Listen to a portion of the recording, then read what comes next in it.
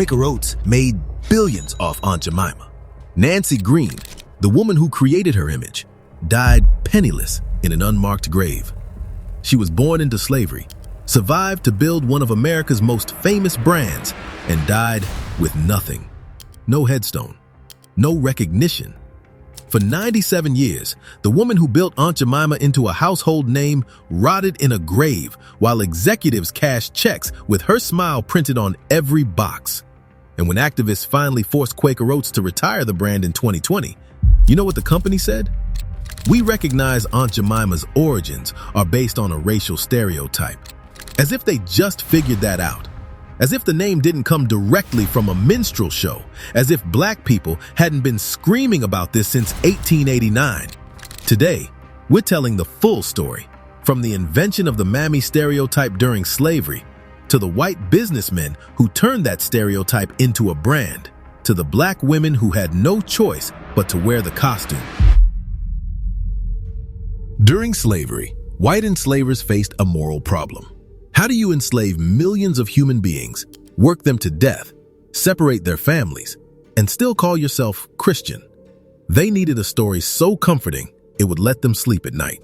So, they invented the Mammy, a large-bodied, dark-skinned black woman with a headscarf, always smiling, existing only to serve white families.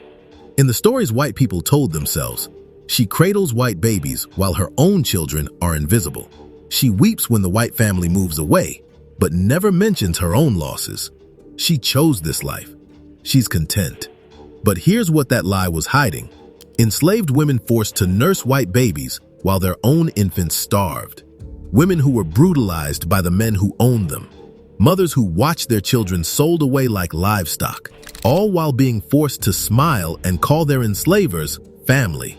When slavery ended in 1865, the Mammy didn't disappear. She moved to the stage. Minstrel shows exploded across America, with white men painting their faces black and performing as shuffling, grinning caricatures. They sang about how much they missed the old plantation, how much happier black people were before freedom ruined everything. White audiences packed theaters, paying good money to laugh at the people they'd spent centuries brutalizing. By 1915, the birth of a nation showed a Mammy protecting her enslaver's home from Union soldiers, rewriting history on film. In 1939, Hattie McDaniel won an Oscar for playing Mammy in Gone with the Wind, playing the stereotype so perfectly that Hollywood rewarded her for it. The Mammy became America's favorite black woman because she was safe, non-threatening, and existed only to serve white comfort. The Mammy was everywhere, in books, on stages, in white America's imagination. That's when two businessmen in Missouri realized they could put her on a pancake box and make millions. Before we continue, if you think more people need to know this history, the real history they tried to bury, subscribe to Black Stories Untold and help us spread these stories that changed everything. Now, back to the video. Chris Rutt and Charles Underwood bought a failing flour mill in St. Joseph, Missouri in 1888. They created self-rising pancake flour, the first ready-made breakfast mix. Revolutionary product, zero sales. One night in 1889, Rutt attended a minstrel show. He watched a white performer in blackface singing Old Aunt Jemima, dressed in an apron and headscarf, dancing for the crowd. Rutt saw dollar signs. He saw the Mammy that white America already loved, already trusted. He slapped her face on his pancake box and called the brand Aunt Jemima. The name came directly from that minstrel song, a white man's mockery of black dialect, turned into a breakfast brand. Rutt and Underwood went bankrupt a year later. The new owner, R.T. Davis, looked at that racist cartoon and had an idea. What if we made her real? Not real like a person, real, like a living, breathing black woman standing in front of white audiences, telling them that enslaved people loved their bondage, that the Old South was paradise. That's where Nancy Green comes in. Nancy Green was born into slavery in Montgomery County, Kentucky in 1834. She lived through whippings, family separations, the daily terror of being property. After emancipation, she moved to Chicago and worked as a cook and housekeeper for a white family, one of the few jobs available to formerly enslaved women. In 1893, R.T. Davis hired 59-year-old Nancy to become Aunt Jemima at the World's Columbian Exposition in Chicago. The display was designed to stop people in their tracks. A flour barrel 24 feet tall, the largest in the world, with Nancy standing beside it in a headscarf and apron. For hours each day, she flipped pancakes on a griddle, sang old plantation songs, and told white fairgoers stories about the good old days down south. She performed joy about her own enslavement. White families lined up for hours. Newspapers gushed about the authentic Southern Mammy flipping pancakes. One reporter wrote that watching her felt like stepping back into the gracious old South, as if slavery was something to miss. She received a medal from the exposition and became the world's first living trademark, a human advertisement for a lie. Nancy worked with the company for decades after that, though the work was sporadic, a few appearances here and there, poorly compensated compared to the millions the brand generated. In August 1923, a car struck her on a Chicago street. She died at age 89. They buried her in Oakwood Cemetery in an unmarked pauper's grave. But Nancy's death didn't stop the machine she helped build. If anything, it got bigger.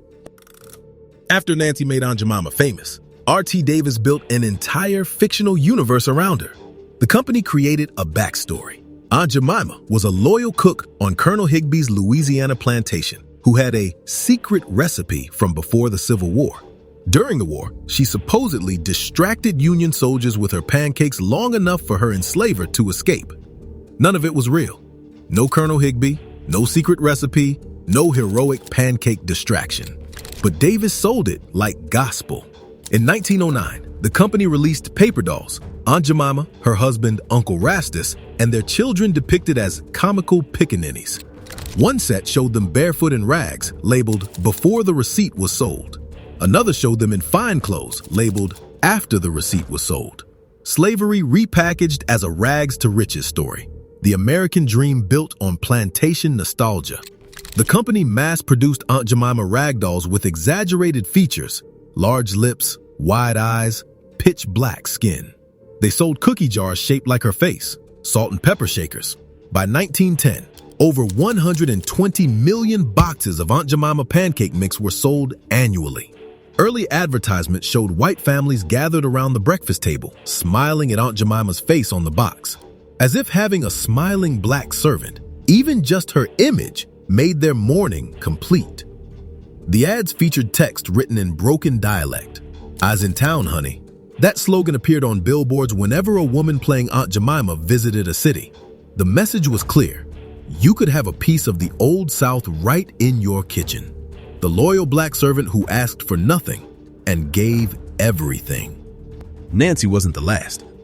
After her death, dozens of black women were hired to play Aunt Jemima, traveling to fairs, grocery stores, and fancy establishments to perform the happy servant.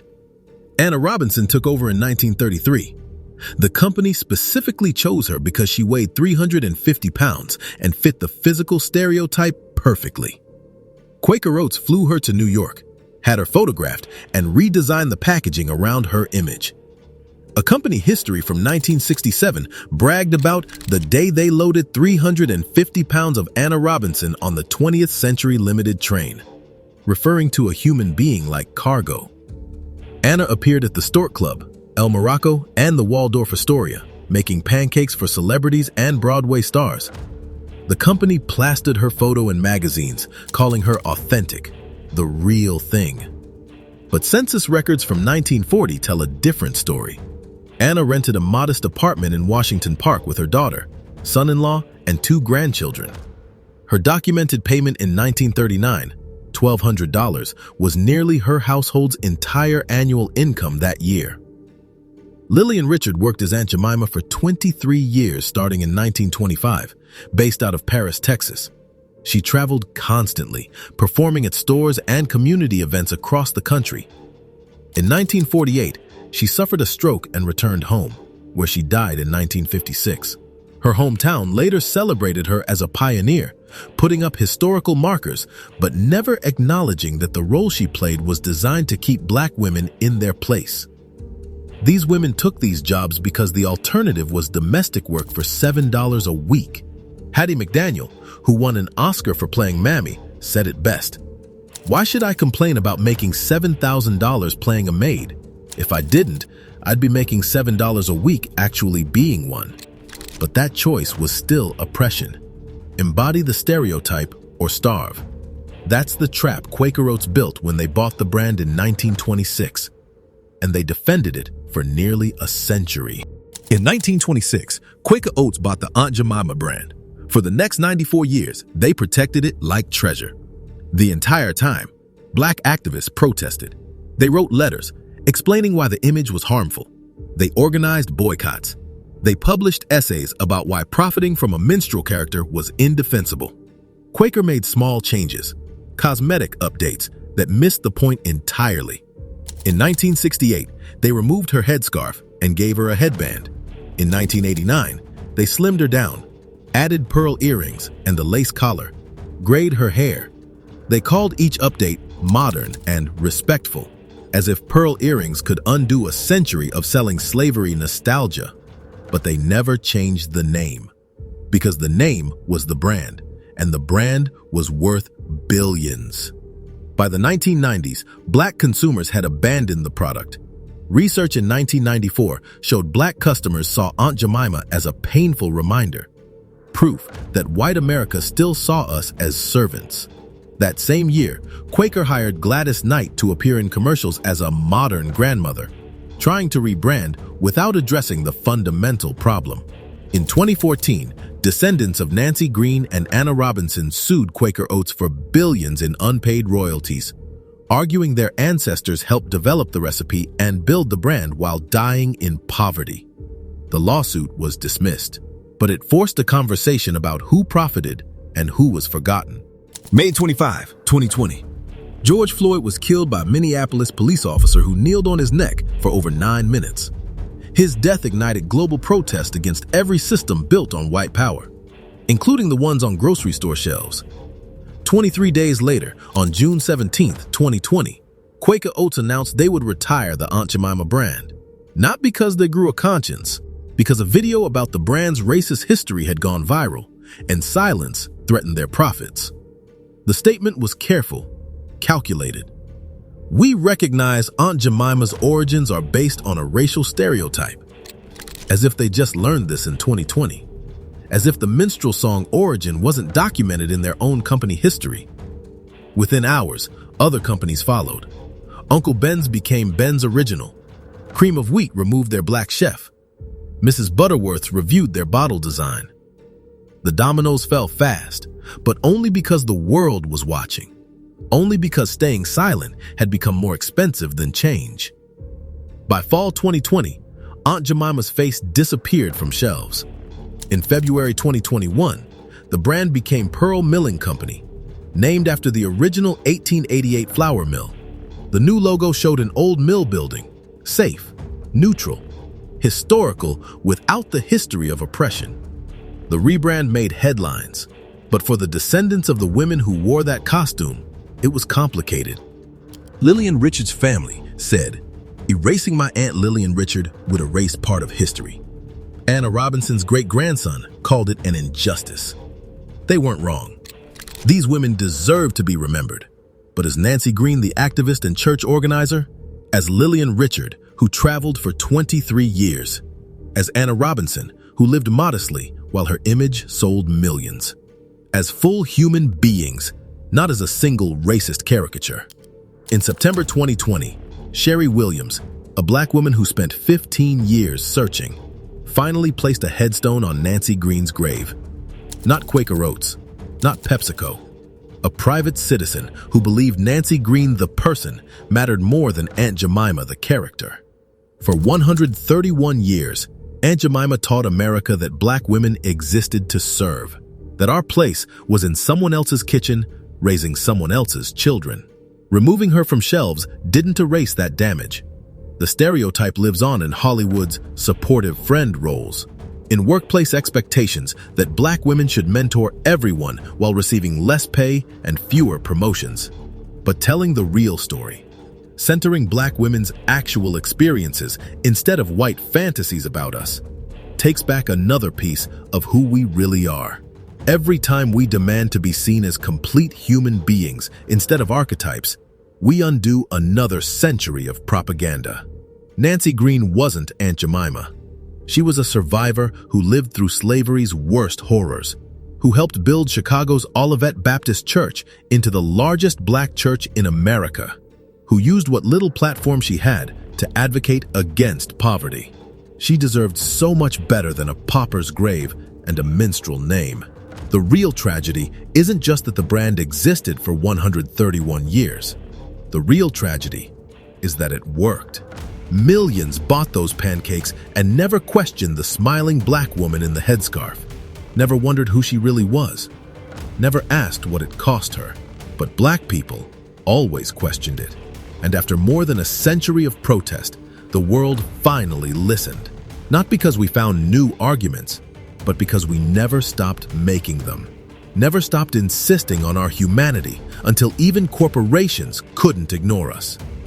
If this story opened your eyes, subscribe to Black Stories Untold. Share this video.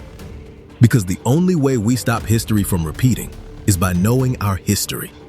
The real history. Not the version they sold us with our breakfast. This is Black history. This is our history. And we're taking it back.